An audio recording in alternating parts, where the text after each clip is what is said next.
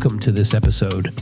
Over the past 6 months, or maybe even the past year, I've received a lot of questions from my students. I teach at a University of Applied Sciences in the Netherlands in the field of ICT and Media Design, and I've noticed that many students are feeling uncertain, maybe even afraid about their future. They see how rapidly AI is evolving and how it's reshaping the industry. And that raises important questions. What job opportunities will remain? Is their education still relevant? I completely understand these concerns. You invest 4 years of your life, and often a significant amount of money, into a degree. Naturally, you want to be sure that your studies will prepare you for a successful career. But here's the challenge. The future is unpredictable. Especially in tech-related fields, things change fast.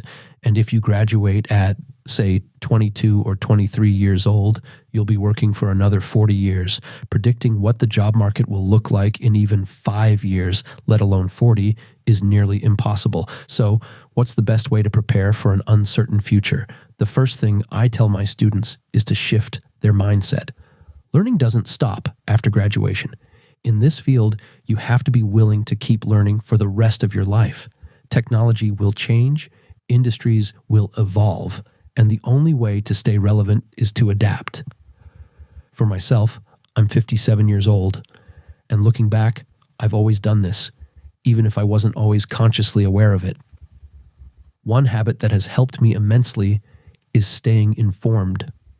For the past 30 years, I've spent 15 to 30 minutes every single day diving into new developments. I read articles, watch videos, try out new tools, and ask AI systems like ChatGPT or Claude about the latest trends. Keeping up with technology isn't just about knowing what's happening, it's about understanding how it works and how it affects your industry. But consuming information isn't enough. You have to experiment. When you hear about a new AI tool or a new technique, don't just read about it, try it out, build something. Even if you don't immediately see the purpose, you'll often find that within 6 months, your experiment becomes useful. In today's AI-driven world, that timeline is shrinking. Sometimes it's just 1 month before a skill you've picked up becomes valuable. And that brings me to another important point: opportunities in freelancing and specialization. One of my students recently asked me about building a freelance career. It's a great idea, but to succeed, you need to position yourself as an expert.